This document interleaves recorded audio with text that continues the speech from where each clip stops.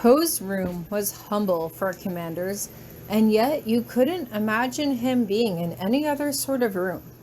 There was a bunk bed pushed off to one side, a bigger bed on the bottom, and a smaller one on top, with a thin metal ladder leading from the end of the upper bed to the floor. The room was oddly rectangular, and while his bed and a large dresser were pushed off to one side of the room, the other side of the room was filled with a varied assortment of items, most of which seemed to be mechanical parts of some sort or another, but your eyes kept going back to that bunk bed. "Why do you have a bunk bed?" you ask, still unable to get past that seemingly insignificant detail. Poe just shrugs. When Finn first got to base, he wasn't really comfortable sleeping in his own room, he explains. So he got this set up and he slept in here with me for a while. You just smile as you shake your head. Is it possible that you can be too good of a person? Because if so, I think you're it. You think too highly of me, Poe says good-naturedly, but secretly you think he enjoys the praise as he sits down on the bed. So, you want to talk? Let's talk. Feel free to share as much or as little as you feel comfortable with. You laugh nervously, brushing your hair out of your face. I don't know. This is so weird talking to you about it. I don't know. Why? Poe asks, as if he's genuinely curious. Because, you say loudly, as if it should have been obvious. Finn is just naturally perceptive to what I'm thinking. Ray can actually get inside my head to see what I'm feeling. And Ladson, I know for a fact. You shake your head from side to side. Ladson is Ladson, but you're, I don't know, you. Glad you noticed, Poe says with a smirk. Just start whenever you want to start. I'm not going to force you to talk about anything you don't want to. You're too nice, you say again, as if you can't believe he was a real human being sitting in front of you and not some kind of droid programmed to emulate good-mannered responses. I don't know, have you been noticing Annie acting any differently lately? Not really, Poe says with a shrug. But then again, with all the craziness of the past few weeks... He lets his voice trail off and you nod your head in understanding. Yeah, you say with a huff. Well, we went in to see Kylo and... You pause suddenly. Do you want me to call him Kylo, or would you prefer I call him Ren? Call him whatever you want, Poe says, as if it really doesn't make a difference to him. Right, you say quickly. So Annie wanted to see him, and I really thought he would be, I don't know, nervous but excited, but he wasn't. At all. It was just really quiet and awkward, and then he told me something Anakin had told him, that he was always just watching Kylo, and then he wanted to leave, just like that. Like Kylo didn't mean anything to him. Maybe he doesn't, Poe says with a shrug, and you stop pacing to whirl around to face him. You're not quite sure what the expression on your face is, but you know it's not a pleasant one. I just mean that Ren means a lot more to you than he does to Annie, and you want them to have that sort of connection that you two have, but he doesn't. You at least knew the guy for a while, but he hasn't been there for Annie, and he isn't going to be, so it's understandable that Annie doesn't want to get too attached. But isn't that... You just shake your head. That just seems like really mature thinking for a 6-year-old, right? Poe just shrugs. Kids can be amazingly perceptive, he replies. Besides, you don't know what else he's been hearing. You said Luke's teacher was talking to him? Ben, you say. Obi-Wan. I mean, I don't see how that's possible, but...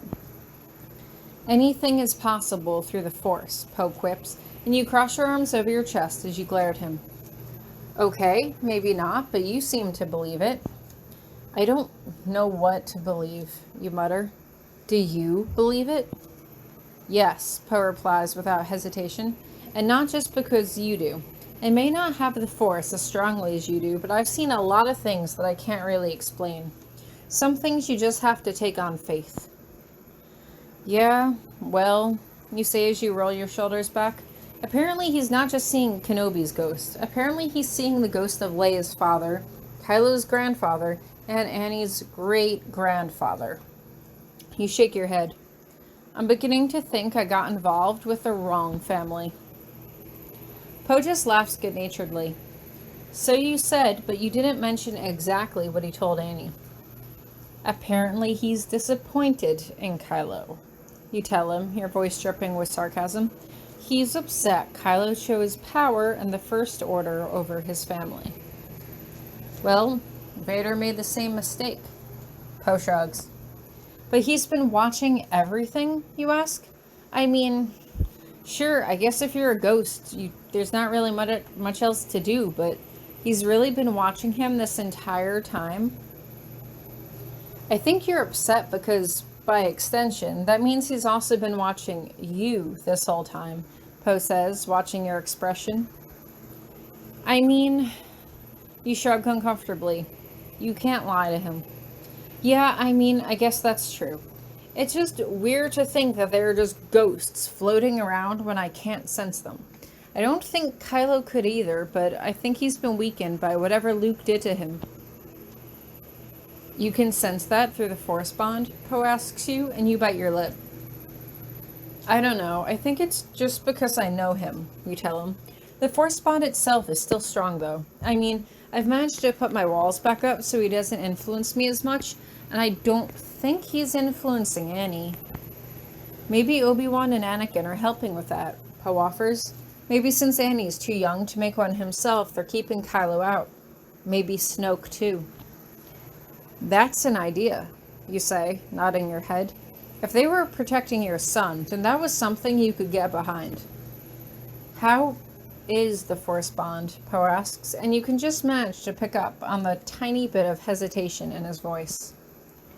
I can control it, you tell him firmly. I know it's not something you can understand, but trust me when I tell you I have it under control. Poe raises his eyebrows and you bite your lip. It is complicated, though. Your jaw clamps shut and you shake your head from side to side, refusing to say any more. I'm sorry, I can't. It's weird talking about this with you. Because I like you? Poe asks with a slight chuckle. Because I like you, you reply breathlessly, and Poe just gives you a relaxed, gentle smile. I am drawn to him through the Force bond, naturally. Remember how I immediately picked up on Rey when I first met her? He nods his head. It's like that with Kylo, like I'm just constantly aware of him, and I can block him out to a certain extent, but as long as the Force bond is in place, there's just a sense of knowing that he's there in the back of my head. You lift your shoulders up and drop them again. But it diminishes with distance. Once he gets taken to the Republic, or when Luke comes back to siphon off his power, it'll be gone then, and then I won't feel anything.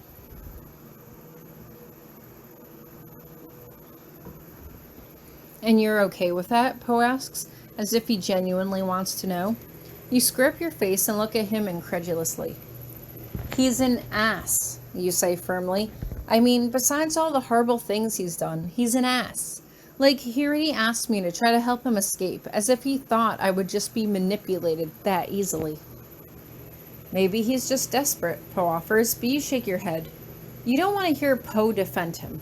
It already felt as though you were the one waging battles inside your own head, and you didn't need Poe's opinion to tip the balance to one side over another. I don't know, you sigh. I mean, part of me thinks it's worse for Annie than it is for me. I mean, you know how it is. I never knew my mother, and my father was an ass, but I turned out okay. You turn to look at him, as if you're suddenly unsure. Didn't I? Yes, Poe chuckles. But Annie has you, and you're there for him. How am I, though? You ask, shrugging your shoulders uncomfortably. I mean, I spent so much time training. I was just literally off this base for a week, and Kylo could have killed me, and then he would have been left all alone. It's a risk, Poe admits. I don't remember how much I've told you about how I grew up. My parents left me with my grandmother after they continued to fight against the Imperials after the Battle of Endor. It wasn't until I was 6 that my mother taught me how to be a pilot, how to pilot a ship, and then she died 2 years later. But she must have at least told you some good stories, right? You ask, anxiously eager to get the conversation off of you, to try to make you want to follow in her footsteps. Actually, no, Poe laughs. I don't think she actually told me too much. From what I can remember of her, she wanted to leave the war and the past behind her. But after I first joined the Republic, I looked through my mother's record and found accounts from dozens of operations and battles that she had been involved in during the Galactic Civil War. She sounds like quite a pilot, you say, trying to sound more impressed than you feel. She was more than just a pilot, Poe tells you, and there's a touch of pride in his voice when he says it. In her files, there were countless testimonies from other rebel pilots who talked about how skilled she was, how she was responsible for saving their lives, and he shakes his head like he's not quite sure how to continue. And you wanted to be just like her, you say, unable to hide your smile. Poe didn't really remember much of his mother either, but at least he had something to go on. You didn't have anything to remember your own mother by, whether she was a fighter or a pilot or a mechanic. You had no idea. You had no idea if she'd be proud of you or who you had become, but at least Poe could assume with some certainty that he had, although you didn't know that for sure. You would never voice it, but you almost wondered if his mother would be proud of him for getting involved in another war, or if she would have preferred her son to stay out of the conflict.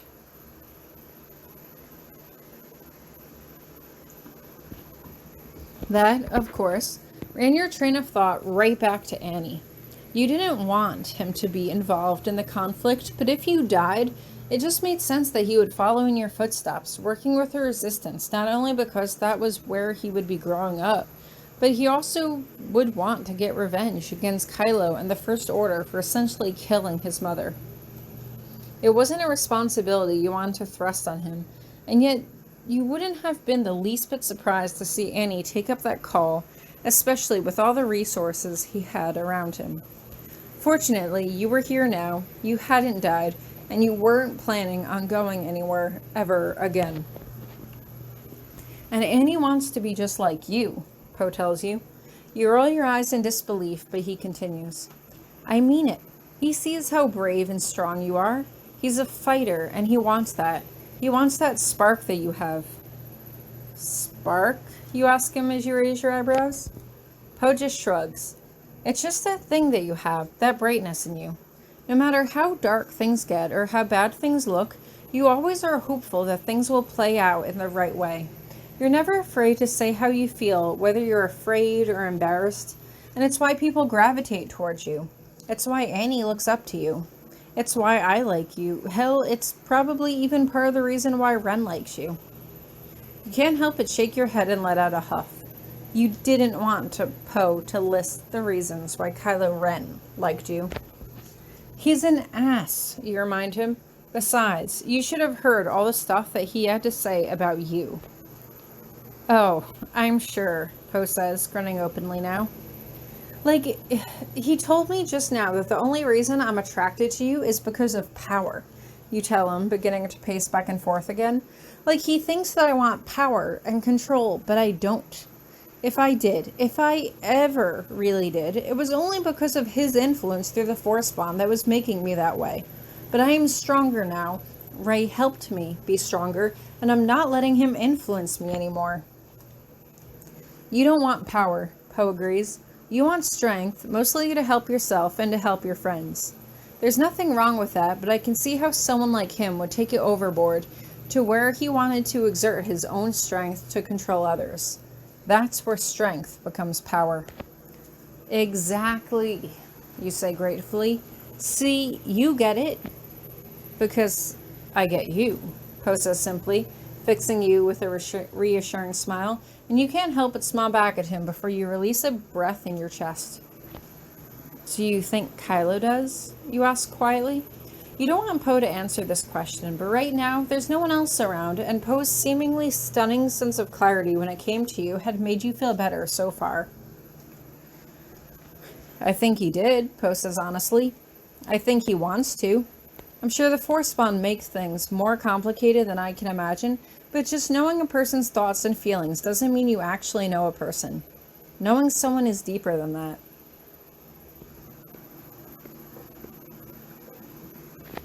And you think you know me? You ask as you bite your lip.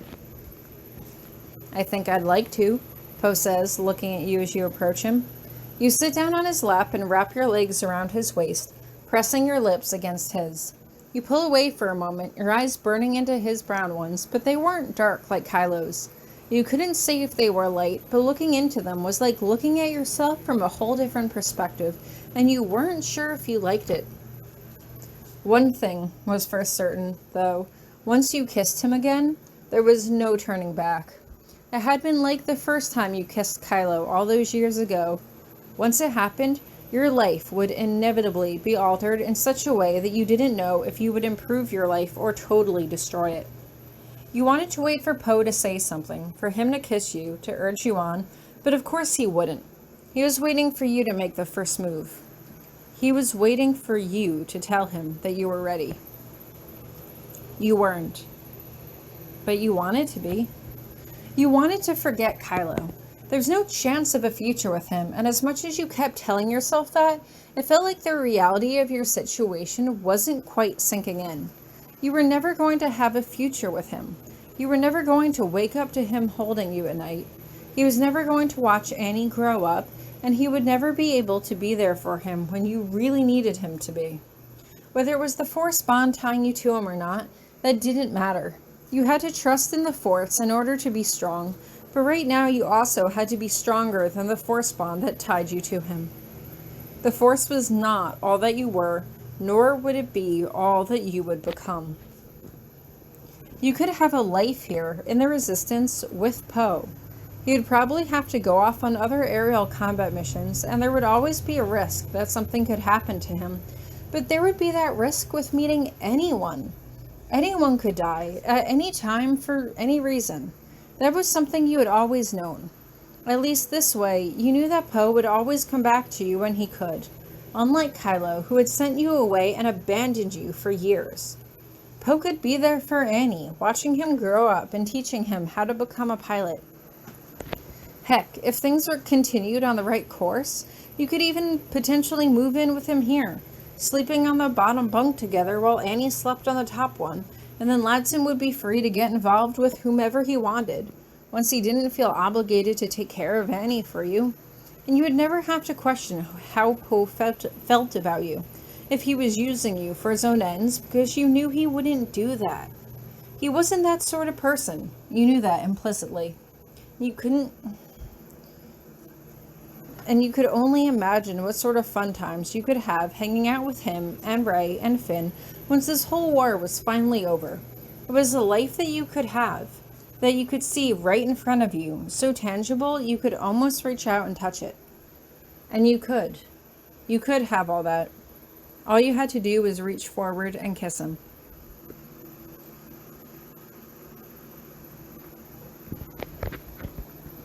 You press your lips into his with such intensity that you almost knock him backwards, but he stays firm as he wraps his arms around you, his hands traveling to the warmth of your exposed back that's not quite covered by your shirt as you lean forward. You run a hand through his thick curly hair as you kiss him roughly, with one arm slung around his shoulders. Your hand slides down from his hairline to his stubble cheek as you continue to kiss him intensely, pushing everything you have into the contact, trying not to think. If you think you'll second guess yourself, and you don't want to do that right now. You don't know whether it's the Force bond that's holding you back or Kylo himself, but you have to ignore all of that, even if it's the part that's holding you back as a part of yourself.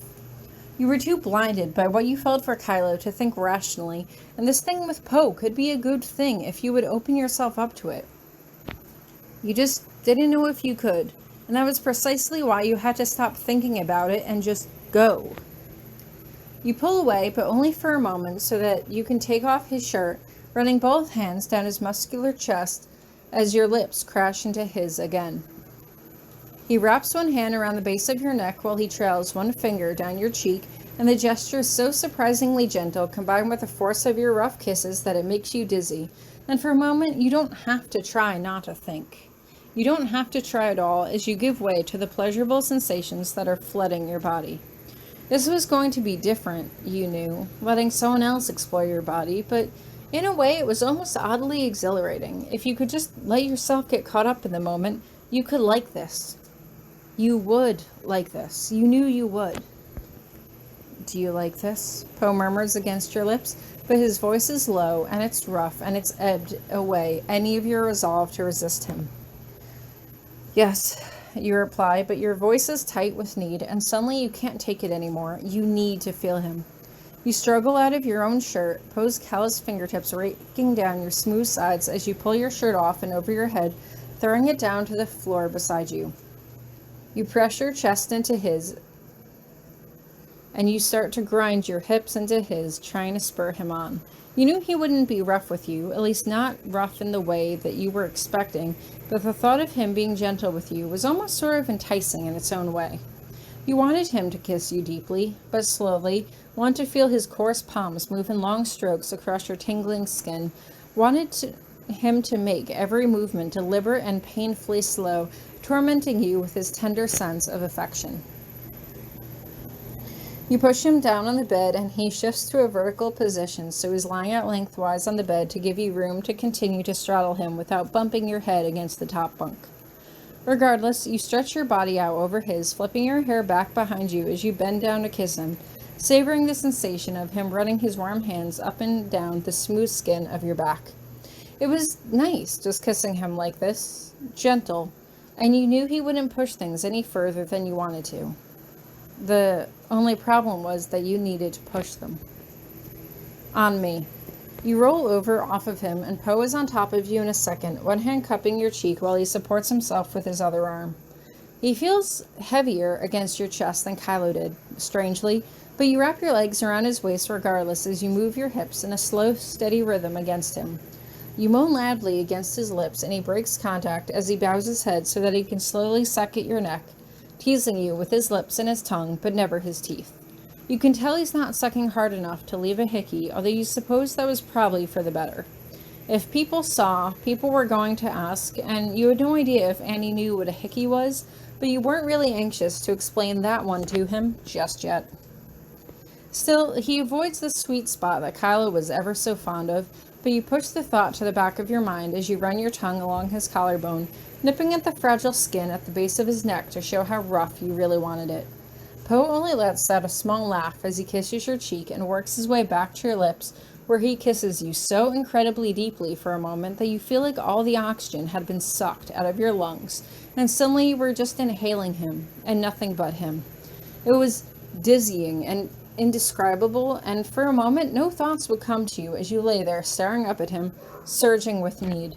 Your hips give an extra forceful push against him, and Poe leans to one side of you as his lips trail against your jaw, his fingers moving agonizingly slowly over your abdomen. You can't help yourself. This part is getting not safe for work, so I'm just gonna skip around those parts. You wanted him, and it was hardly wrong not to. He was nice, and he was sweet, and he cared about you. Honestly, if you hadn't been sent away to fetch Kylo and bring him back, you probably would have already been intimate with Poe by now, and it was only your misfortune that you had to be caught up with the Resistance's plans all over again. True, if you hadn't been swept up in this whole thing, you never would have met him, just like if you hadn't been swept up in it the first time, you wouldn't have met Kylo, but that hardly mattered. Thinking about how you got to be here was only serving to further distract you from the reality of the situation.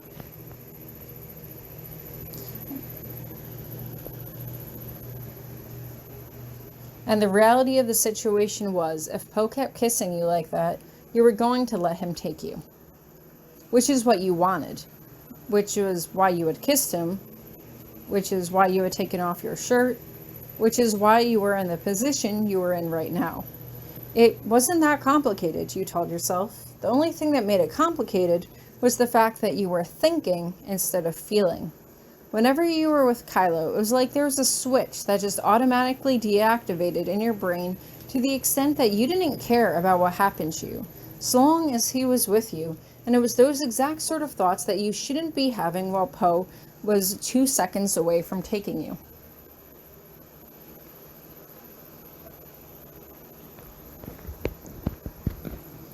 I'm ready, you say breathlessly, but your spoken words don't match your thoughts. No, I'm not. Let's do this. I don't think I can. I want you. I'm scared I might be using you to try to get over Kylo. That last thought makes you freeze internally. Poe had never accused you of that. Kylo had never accused you of that. No one had directly said anything to imply that your feelings for Poe were less than genuine, so where had that thought come from? Fear? But Poe hadn't heard that, and he's grinning at you with his lopsided, cocky grin as he scoots up slightly to take off his pants, and suddenly it's all too much. Your sweat is damp and cold against your skin, and you can feel the hair sticking to the back of your neck uncomfortably, and you can feel goosebumps rising up against your flesh as if you had suddenly caught a chill. You were no longer deliciously dizzy, but lightheaded, as if you might faint. Wait, you say suddenly, and you close your eyes to try to take stock of yourself. The words had bubbled out of you, as if they were a caustic potion that could no longer be contained in its vial. Wait, maybe we shouldn't do this just yet.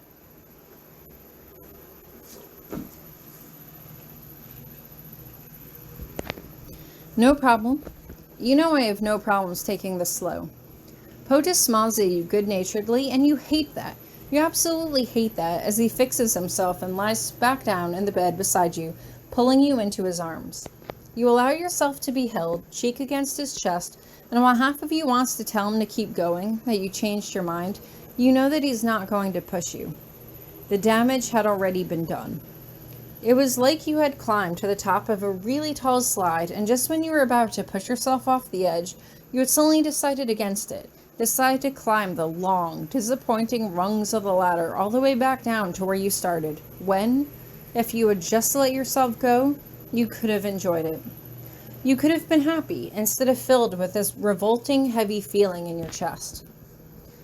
I'm sorry, I can't yet. I just can't, you say quickly. I'm so sorry. It's fine, Poe says as he gently strokes the hair out of your face. It's fine. We don't have to do anything you're not comfortable with. I want to, you say softly, avoiding his eyes. Please believe me when I say I want to. I just don't think now is a good time, that's all. Whenever you're ready, Poe says as he wraps his arms around you, and as you close your eyes and snuggle into his chest, you can't help but be reminded that he was far too good for someone like you. You feel a sick sense of sadness and disappointment rising up inside your chest, and there's nothing you can do to quell it. You felt absolutely disgusted with yourself, as if you had set a goal and failed at it miserably. You had an opportunity to really create a life with Poe here, to create something good for you and Annie, and you were throwing it all away. Of course, Poe didn't know that. Poe just thought you weren't ready yet, and that was fine. That was all he needed to know. The truth was that you still saw yourself as Kylo's, not as his property, but you still couldn't help the fact that you still felt that link to him, that you still felt bound to him. What would it take to shake that? When he was gone for good? When the Force bond was siphoned? Would you still feel drawn to him then, or would it feel as though a burden had been lifted from your shoulders and you would be free to carry on your life without this appalling sense of guilt? You had never really hated yourself before, not truly, but you were starting to get a sense of what it felt like. Was this how Kylo felt all the time? Was he someone who was truly disgusted with the horrible choices that he made? Silently, you shake your head. It didn't matter how Kylo felt. That was the problem. You still linked everything back to him. How he thought about something. How he felt about something. And that was a habit that you had to break. It had been going on for years, and it would be difficult. There's no question about that. But if you really wanted to prove that you were strong, no amount of combat training or sparring would prove anything if you couldn't overcome your addiction to him. You had to make it clear to him once and for all that there was nothing left of your relationship with him. You had to make it clear that whatever you had in the past was over. The reasons didn't matter. Your life was yours to do with as you chose, and even though he would see you as choosing Poe over him, in reality, Poe didn't really have a lot to do with it. You were choosing a life here over him. You were choosing Annie over him. You were choosing yourself over him. And in the morning, you would tell him just that.